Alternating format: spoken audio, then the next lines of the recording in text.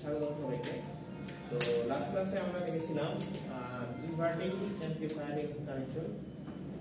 তো ওই অ্যামপ্লিফায়ারের আমরা কিছু ম্যাথ করেছিলাম, দুইটার মতো আমাদের প্র্যাকটিস ম্যাথ ছিল যেটা আমরা ক্লাসে করেছিলাম। আজকে আমরা বেসিক্যালি দেখবো যে নন ইনভার্টিং অ্যামপ্লিফায়ার কনফিগারেশন। তো একটা অপ অ্যাম্পের টোটাল পিন থেকে কয়টা? 8টা পিনের মধ্যে ইনপুট পিন থাকে দুইটা, একটা থেকে ইনভার্টিং আর একটা থেকে নন ইনভার্টিং। এবং আমার আউটপুট পিন থেকে কয় নাম্বার? 6 number pin. ঠিক আছে। সো এই 1 আর 2 আর 3, 2 নাম্বার পিনের নাম থেকে ইনভার্টিং এবং 3 নাম্বার পিনের নাম থেকে নন ইনভার্টিং। ক্লিয়ার? তো নন ইনভার্টিং অ্যামপ্লিফায়ারের কানেকশনটা যখন আপনি বানাবেন, তো এখানে নন ইনভার্টিং মানেই আমার ভোল্টেজ সোর্সটা থাকবে কি নন ইনভার্টিং সাইডের সাথে, মানে 3 নাম্বার পিনের সাথে। একটা অপ যখন আমি আঁকতাম, এটা যদি থাকতো ইনভার্টিং, এটা নন ইনভার্টিং, এটা ইনভার্টিং। ইনভার্টিং মানে কি? এখানে ইনপুট যা দিবেন আউটপুটে আসবে তার উল্টোটা। আর নন ইনভার্টিং মানে যেটা দিবেন ওই টাইপেরই আউটপুট পাবেন, মানে ফেজ কোনো চেঞ্জ হবে না। তাহলে এটা হবে 2, এটা হলো 3, এটা হচ্ছে 6। এই পিনের নাম এটা। অপেন দেখতে এরকম ছিল, এরকম মাকড়সার মতো না? মনে নাই? এর মধ্যে আপনি 2 আর 3 আমি সংক্ষেপে সিম্বল আকারে এভাবে লিখি। প্রত্যেকবার তো এরকম লেখা আসলে সার্কিট অনেক সম্ভব। তো এটা 2 3। তো ইনভার্টিং যখন ছিল তখন ইনভার্টিং এ এইখানে আমার ভোল্টেজ সোর্স ছিল এবং এটা গ্রাউন্ড করা ছিল। আর এখন কি হবে? এখন আবার নন ইনভার্টিং এ ভোল্টেজ সোর্স থাকবে, আর ইনভার্টিংটা আমার কি থাকবে? একটা রেজিস্ট্যান্স দিয়ে গ্রাউন্ডেড করা থাকবে এবং এখানে কি থাকবে? আরেকটা ফিডব্যাক রেজিস্ট্যান্স থাকবে। ক্লিয়ার? তাহলে ফিডব্যাক রেজিস্ট্যান্স থাকলো, RF থাকলো, R1 বাইরে কি দিছে? R1 দিয়েছে না? R1 থাকলো। তাহলে এখান থেকে কারেন্টের একটা সিম্বল দেওয়া আছে, এখন আমি দেখব যে কারেন্ট আসলে যায় কি যায় না। তাহলে এই ছবিটাই বেসিক্যালি এখানে আমি আঁকছি। এখন ভোল্টেজ সোর্সের ভ্যালু সেটা কত দিয়েছে? V1। তাই না? ইনপুট ভোল্টেজের ভ্যালু কত? Vi। আচ্ছা, তাহলে এখন আমার লক্ষ্য হচ্ছে আউটপুট ভোল্টেজের ইকুয়েশন বের করা, মানে 6 নাম্বার পিনটাতে আমি আউটপুট ভোল্টেজটা কত পাবো সেই ইকুয়েশনটা। তো এখানে যদি খেয়াল করেন, আমি শুরুতে একটা কথা বলেছিলাম আইডিয়াল অপ অ্যাম্পের বৈশিষ্ট্য, যে অপ অ্যাম্পের 2 টার্মিনালে ভোল্টেজ সবসময় সমান। ক্লিয়ার? যে ভোল্টেজ পাবে অপ অ্যাম্পের 2 প্রান্তের ভোল্টেজ হবে সমান এবং অপ অ্যাম্পের 2 প্রান্ত দিয়ে অপ অ্যাম্পের মধ্যে কোনো কারেন্ট যাবে না। তাহলে অপ অ্যাম্পের মধ্যে প্রবেশকৃত কারেন্ট কত? 0 এবং অপ অ্যাম্পের 2 প্রান্তের ভোল্টেজ সমান। এই সূত্র দিয়ে আমাদের সব ম্যাথ এবং থিওরি হয়ে যাবে। তাহলে এখন আপনি খেয়াল করেন, আমি এই ছবিটা কি সবাই দেখতে পাচ্ছেন ভালো করে? আচ্ছা, এই ছবি একটু জুম করতে পারলে আবার সুবিধা হতো না? জুম কি করা যায়? ও নাইস, জুম করা যাচ্ছে। এটা বেশি জুম হয়, কম জুম করা যায় না?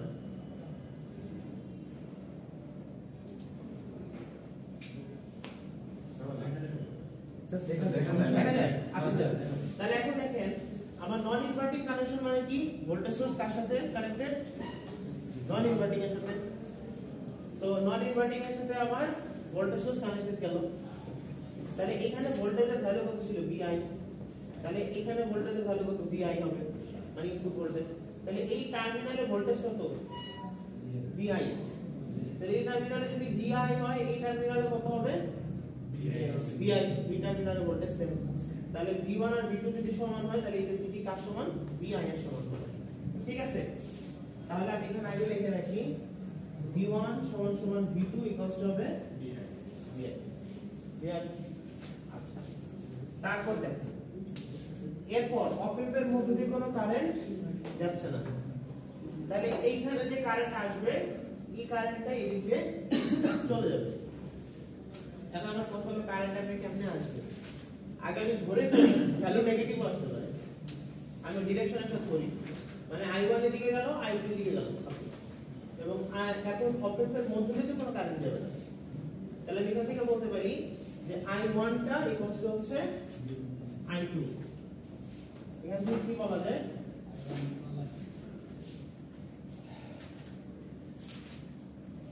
I1 হচ্ছে I2।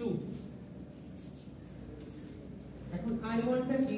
ওহমের সূত্র অনুযায়ী I মানে কি v1 মাইনাস মানে বিভব পার্থক্য বাই r না v বাই r এখন v বাই r টা কি আসলে v বাই r দেখেন এখানে যদি একটা রেজিস্ট্যান্স থাকে এখানে একটা রেজিস্ট্যান্স থাকলো এটার ভ্যালু হচ্ছে r এই পাশে ভোল্টেজ হলো v1 এখানে হচ্ছে ভোল্টেজ v2 তাহলে এটার মধ্যে দিয়ে কারেন্টটা কত হবে v1 v2 by r good তাহলে এখানের মধ্যে দিয়ে কারেন্ট i হবে v1 v2 by r clear আপনারা কি দেখতে পাচ্ছেন ঠিক আছে তাহলে আমি এই লজিক থেকে এই ছবিতে কি লিখতে পারি এইখানে ভোল্টেজ কত 0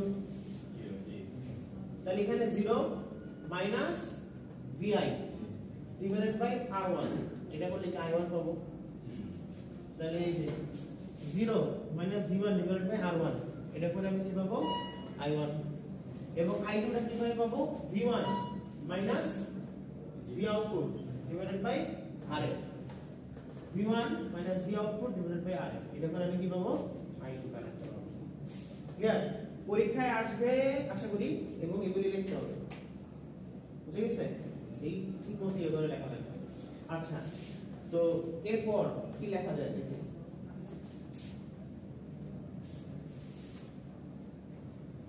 এখন এই ইকুয়েশনটা আমি লিখি এরপরে দেখা যায় কিভাবে সলভ করি আমরা তো ইকুয়েশনটা কি দাঁড়ায় 0 minus v1 divided by r1 equals to 0 minus v0 divided by r তাহলে 0 মানে তো বাদ তাহলে মাইনাস v1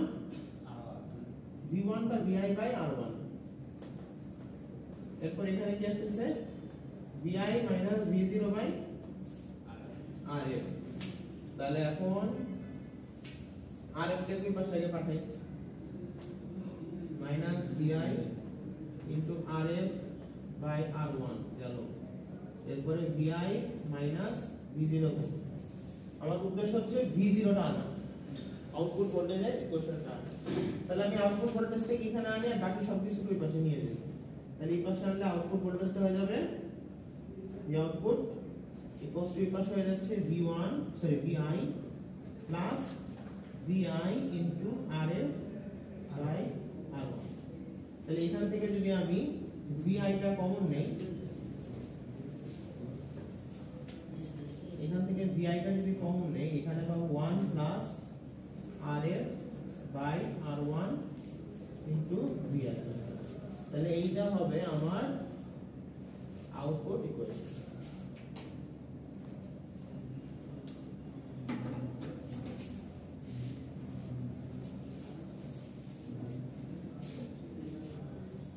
তো এই জিনিসটাই আমি এখানে লিখতে পারি v আউটপুট সমান 1 plus rf by r1 into vi clear সেই রকম করে একটু এলাবোরেট করে পরীক্ষায় লিখতে হবে যদি কমন আসে তাহলে এটা গেল আমার নন ইনভার্টিং অ্যামপ্লিফায়ার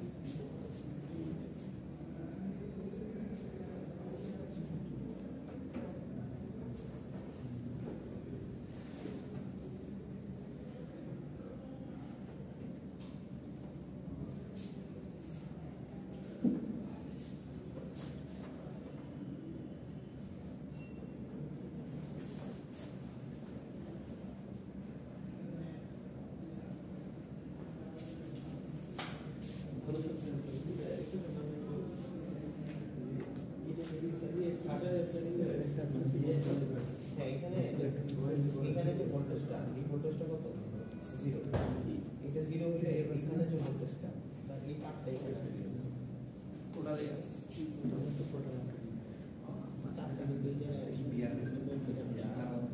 এখানে ভোল্টেজটা কত ছিল v1 তাহলে vi মাইনাস v1 r1 এটা কি i1 তাহলে v1 মাইনাস v0 বা v output divided by rs বা rf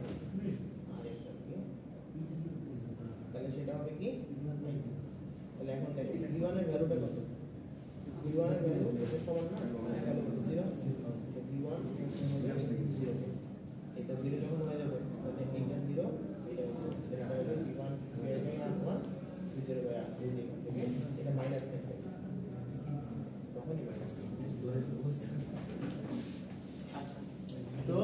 ছিল নন ইনভার্টিং আর এটা হলো সরি এটা ছিল ইনভার্টিং এর এটা হচ্ছে নন ইনভার্টিং। সবাই কি এতটুকু বুঝতে পারছি? সিম্পল জিনিস, এটা জাস্ট প্রমাণগুলো আপনাদের একটু পারা লাগবে। যখনই প্রমাণ আসবে বা ডেরিভেশন আসবে অবশ্যই কি করা লাগবে? ডায়াগ্রাম আঁকতে হবে। ডায়াগ্রাম আঁকতে হবে এবং এখানে একটু লিখে সুন্দরভাবে জিনিসটা প্রমাণে 5 থেকে 6 মার্ক করে থাকে। কোশ্চেনটা কিভাবে থাকবে? কোশ্চেন যদি থাকে কোশ্চেন থাকবে যে ডিসকাস অথবা derive the equation for non inverting amplifier output voltage. Output voltage of the non inverting amplifier এরকম করে। তো ডায়াগ্রাম আঁকতে হবে আর হচ্ছে আউটপুট ভোল্টেজের ইকুয়েশনটা প্রমাণ করে দেখাইতে হবে। অনেকে মনে করে জাস্ট ইকুয়েশনের ডায়াগ্রাম আঁকলে আমার অনেক নাম্বার এসে যাবে, এখন নাম্বার আসবে না, কিন্তু আপনার একটু ওয়েট করতে হবে। স্যার এই যে স্যার একটু রিভিউ করুন, নিচের লাইনটা লিখতে হবে, জাস্ট প্রমাণ দিলে তো নিচের যে ভোল্টেজ গেইন। হ্যাঁ আচ্ছা, এটা না লিখলেও হবে। এটা কি কি জন্য বলা হয়েছে আমি বলি। ভোল্টেজ গেইন মানে কি? বৃদ্ধি। ইনপুট ভোল্টেজের সাথে যে অংশটা গুণ থাকে, তাই তো? আগে আমরা কি দেখতাম? ইনপুট ভোল্টেজে নন ইনভার্টিং এ সরি ইনভার্টিং এ ইনপুট ভোল্টেজের সাথে কি গুণ ছিল? RF divided by R1। কিন্তু এখানে RF বাই R1 এর সাথে 1 যুক্ত হয়ে কিন্তু গুণ আছে। তাহলে এখানে অ্যামপ্লিফিকেশন ফ্যাক্টরটা কত হবে? 1 প্লাস RF বাই R1। এখান থেকে আপনাদের ডিজাইন প্রবলেম আসতে পারে। কি রকম ডিজাইন প্রবলেম আসতে পারে? এমন একটা অপ অ্যাম্প কনফিগারেশন আপনি বানান যেখানে হচ্ছে 10 গুণ পরিমাণ নন ইনভার্টিং এ বৃদ্ধি হয়। 10 গুণ পরিমাণ বৃদ্ধি মানে কি? V আউটপুট সমান সমান 10 ইনটু কত হবে? V ইনপুট, তাই তো? তাহলে এখানে 10 মানে কি? নন ইনভার্টিং মানে কি? এখানে প্লাস আছে কিন্তু। আর আগেরটা তো আমরা যেটা করেছিলাম সেখানে কিন্তু একটা মাইনাস ছিল, তাই না? তাহলে মাইনাস থাকলে ইনভার্টিং, প্লাস থাকলে কি হবে? নন ইনভার্টিং। তাহলে আমি যদি 10 গুণ বৃদ্ধি পাবে কোন কানেকশনে? নন ইনভার্টিং এ। তাহলে এর গেইন কত হবে? গেইন হবে 1 plus RF by R1 equals to হবে 10। বুঝে গেছে? যদি বলি 10 গুণ বৃদ্ধি পাবে তার মানে এই ইকুয়েশনের সমান 10। আমি যদি আগেরটাতে যেতাম ইনভার্টিং এ যেটা ছিল সেখানে কি ছিল? V আউটপুট সমান সমান minus RF by R1 into VI। মানে কত গুণ ছিল? RF বাই R1 ছিল। আর এখন RF বাই R1 যোগ 1 এত গুণ, মানে 1 যোগ হয়ে যাবে এবং জিনিসটা পজিটিভ থাকবে। আগে বারটা ছিল নেগেটিভ ছিল। বুঝে গেছে? আচ্ছা, এখন আমরা আসবো ভোল্টেজ ফলোয়ার সার্কিট। সবাই নাম না লিখে দেন। Voltage follower circuit.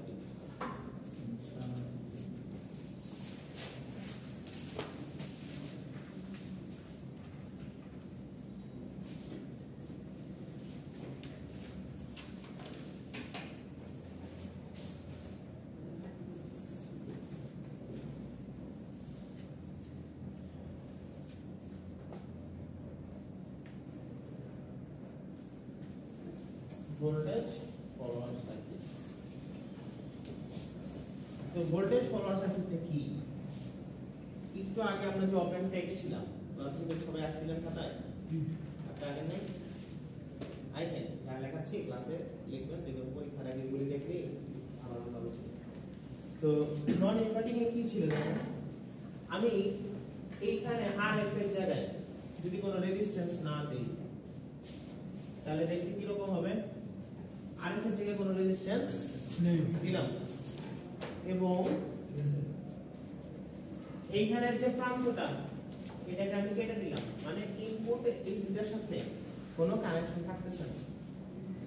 দেখেন এখানে বলা হয়েছে যখন RF এর ভ্যালু যেটা ছিল, RF এর ভ্যালুটা আমি করে দেব কি? ইনফিনিটি। ইনফিনিটি মানে কি? অনেক। আর R1 এর ভ্যালুটা আমি করে দেব 0 ওহম। উল্টা করলাম, তাই না? RF এর ভ্যালুটা আমি করে দিলাম 0 আর R1 এর ভ্যালুটা করে দিলাম ইনফিনিটি। তাহলে কি হবে? তাহলে দেখেন এইখানে যদি R1 এর ভ্যালুটা আমি ইনফিনিটি করে দেই, ইনফিনিটি করা মানে কি? এখানে কোনো কারেন্ট তো প্রবাহিত হবেই না, কিছুই নেই, মানে রেজিস্ট্যান্স এত বেশি যে এখানে কিছুই থাকবে না, ভোল্টেজ কারেন্ট কিছুই থাকবে না। তাহলে এই জিনিসটা কি আসলে নাই হয়ে যাবে না? এই অংশটা এবং আরএফ এর ভ্যালু যদি আমি 0 দেই তার মানে এটা কি শর্ট হয়ে যাচ্ছে না? তাহলে আমি এরকম একটা ছবি কোথায় পাবো? এই জায়গায়। R1 টা কি হয়ে যাবে? ইনফিনিটি, এজন্য এটা বাদ, আর আরএফ টা হয়ে যাবে কত? 0। তার মানে আমি এখানে কত পাবো? 0 এরকম পাচ্ছি আরএফ এর ভ্যালু। সো এরকম অবস্থায় যে ছবিটা পাওয়া যাবে সেটার নাম হচ্ছে কি ভোল্টেজ ফলোয়ার সার্কিট। এখন ভোল্টেজ ফলোয়ার সার্কিট কেন নাম হলো? ফলোয়ার কেন হলো? ফলো মানে কি? অনুসরণ করে না? তাহলে আমাদের শুরুতে এখানে যে ভোল্টেজটা ছিল দেখেন, এখন ম্যাজিকের মতন আউটপুট ভোল্টেজ আমরা বের করব, কোনো ইকুয়েশন লাগবে না। V1 যেটা ছিল, তাহলে এই টার্মিনালে যে ভোল্টেজ অপ এম্পে, এই টার্মিনালে সেম ভোল্টেজ না, তো সরি অপ এম্পে এইখানে যে ভোল্টেজ অপ এম্পের আউটপুটও কি সেম ভোল্টেজ হবে না? এখন কেন শর্ট করা? আগের বার কি সেম ভোল্টেজ হতো? একটা রেজিস্ট্যান্স ছিল ফিডব্যাক, আবার এদিকে আরেকটা ছিল, তখন সেম হয়ে যাবে। কিন্তু এখন দেখেন ইনপুট ভোল্টেজ যা, এই পয়েন্ট অফ ভোল্টেজটা, এই পয়েন্ট অফ ভোল্টেজ তা, তার মানে আমি কি বলতে পারি? আউটপুট ভোল্টেজটা সমান সমান ইনপুট ভোল্টেজ। তাহলে ভোল্টেজ ফলোয়ার সার্কিটের শর্ত হচ্ছে আরএফ, এটা হয়ে যাবে ইনফিনিটি, R1 হয়ে যাবে, কোনটা বললাম, আরএফ হয়ে যাবে 0, আরএফ হয়ে যাবে R1 হয়ে যাবে ইনফিনিটি, এবং ভি আউটপুট ইকুয়ালস টু হয়ে যাবে V। ক্লিয়ার? যদি ভোল্টেজ ফলোয়ার সার্কিট পরীক্ষায় আসে, ডায়াগ্রামটা আঁকবেন এবং শর্তগুলি লিখে দিবেন। R1 এর ভ্যালু হচ্ছে ইনফিনিটি, RF এর ভ্যালু হচ্ছে 0 এবং V output equals to V input. Clear? এটা হচ্ছে আমার ভোল্টেজ ফলোয়ার সার্কিট। বুঝে গেছে? এখন হ্যাঁ এটা লেখেন। এখন আমার কথা হচ্ছে এখানে স্লাইড আছে, স্লাইডে দেখে নিতে পারেন। সব পোর্টালে পেয়ে গেছেন না স্লাইড?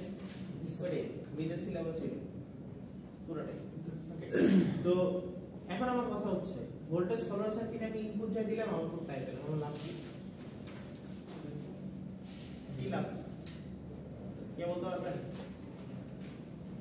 মানে যা ইনপুট দিতেছি তাই আউটপুট পাচ্ছি না, তাও আবার একটু দেরি করে পাচ্ছি, মানে সাথে সাথে তো আমার রিঅ্যাক্ট করবে, টাইম লাগবে না। কিন্তু আমার দরকার কি? একই ডিভাইসে ইনপুট দিয়ে আউটপুট সেম পেলাম, সাইকেলের দিক চেঞ্জ হয়ে যাচ্ছে। সার্কিট আইসোলেশনে আমার এই জিনিসটা করতে হবে।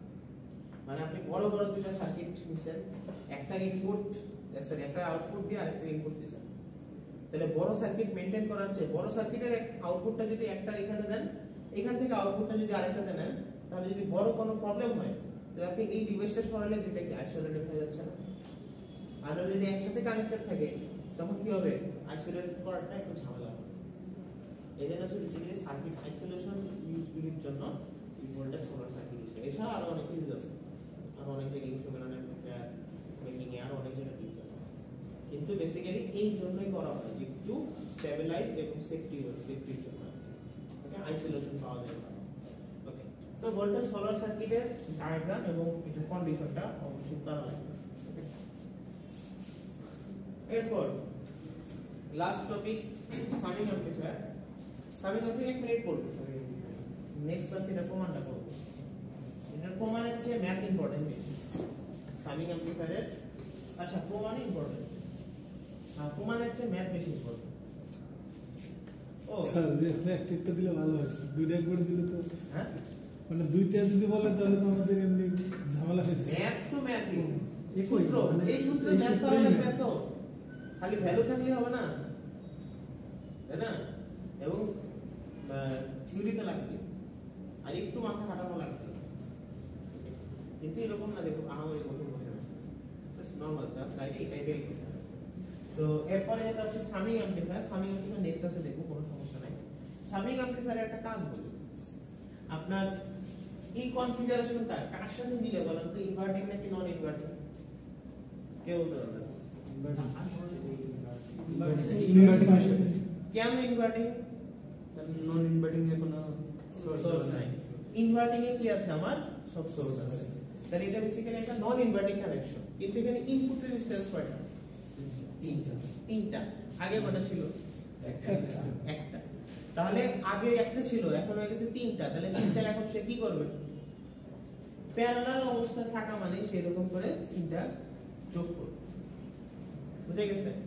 তো এই কিভাবে যোগ করবে না যোগ করবে এই জিনিসটা আমরা হচ্ছে ইনশাআল্লাহ আগামী ক্লাসে দেখব। তার আগে জাস্ট একটু বলে রাখি, ধরেন আমি তিনটা শাখার মধ্যে কারেন্ট দিলাম I1 I2 I3, তাহলে এই তিনটা কারেন্টে কি ফিডব্যাক রেজিস্ট্যান্সের মধ্যে দিয়ে যাবে না? তাহলে তিনটা কারেন্টের যোগফল কি হবে? ফিডব্যাক কারেন্টের সমান। তখন কারেন্টের ইকুয়েশন গুলো লিখে দিলেই বেসিক্যালি এরকম একটা ইকুয়েশন দাঁড়ায় যাবে। এটা আগামী ক্লাসে প্রমাণটা করব, কিন্তু তার আগে বলে রাখলাম। তো সামিং অ্যামপ্লিফায়ারের কাজ আর ইনভার্টিং অ্যামপ্লিফায়ারের যে প্রমাণটা একই রকম, খালি ইনভার্টিং এ একটা রেজিস্ট্যান্স দিয়ে করছি, এখানে হচ্ছে আমাদের দুই তিনটা রেজিস্ট্যান্স দিয়ে। তেমনি একই ভাবে যখন আমরা ম্যাথ করব, তখন ম্যাথেও দেখব এরকম দুইটা রেজিস্ট্যান্স দিয়ে আমাদের দুইটা বা তিনটা রেজিস্ট্যান্স দিয়ে। এরপরে আরেকটা ডিফিকাল্ট থাকবে, সেটা হচ্ছে ডিফারেন্সিয়েটর, এরপরে থাকবে ইন্টিগ্রেটর। এই দুইটা একটু ঝামেলা এবং এই দুইটা একটু মনে রাখা লাগবে, একটু প্রমাণ আছে একটু বড়। আর এছাড়া বাকিগুলি যেগুলি এগুলি সহজ। আচ্ছা, আজকে আরেকটা ছোট স্লাইড পড়ায় রাখবো, অ্যাপ্লিকেশনস অফ অপ অ্যাম্প। পড়ায় রাখবো না, বলে রাখবো, কারণ পরীক্ষায় আসতে পারে 2-3 মার্কের কোশ্চেন। অপ অ্যাম্পের অ্যাপ্লিকেশন লেখেন, কোথায় কোথায় অপ অ্যাম্পের অ্যাপ্লিকেশন হয় জানেন? অপ অ্যাম্প মানে কি? ছোটখাটো অ্যামপ্লিফায়ার যে হচ্ছে যোগ করে গুণ করে তারপর হচ্ছে ওই ইনভার্ট করে নন ইনভার্ট করে সে অ্যামপ্লিফাই করে। তাহলে অপ অ্যাম্প ইউজ কোথায়? Instrumental amplifier, digital to analogue converter, sorry হ্যাঁ digital to analogue converter, analogue computer, level shifter এগুলি লাগবে না, rectifier, voltage to current converter, current to voltage converter and clippers. So minimum আপনারা 3 থেকে 4টা মনে রাখবেন। এটা ডিজিটাল টু অ্যানালগ কিভাবে করে? এটা তো শুধু এমপ্লয়ি করতেছে না, হ্যাঁ মানে digital to analogue. Digital to analogue কিভাবে করে? কিভাবে করে? যখন আপনাদের সিগন্যাল যায় সে একটা করে পিন উঠায় দেয়, তো এরকম 0 1 ওরকম করে কনভার্ট হয়। ওটা আমরা দেখবো না, ওটা মেজারমেন্ট এন্ড ইনস্ট্রুমেন্টেশন কোর্সে দেখানো হয়। বুঝছে কোর্স হয়ে গেছে না? ওখানে মনে হয় এত দূর যেতে পারছে, কিন্তু আমরা জাস্ট একটা ছবি দেখাই দেবো এই সমস্যাগুলো বইতে। ওকে, সো এরকম 3-4টা অ্যাপ্লিকেশন পড়ে রাখবেন। তো এটা হচ্ছে আপনাদের এই ছোটখাটো কোশ্চেনগুলির জন্য এই জিনিসগুলি রাখবেন। ওকে, ঠিক আছে, আজকের ক্লাস এতটুকু পর্যন্ত। ভিডিওটা অফ করে দিতে পারেন। মেজারমেন্টে আছে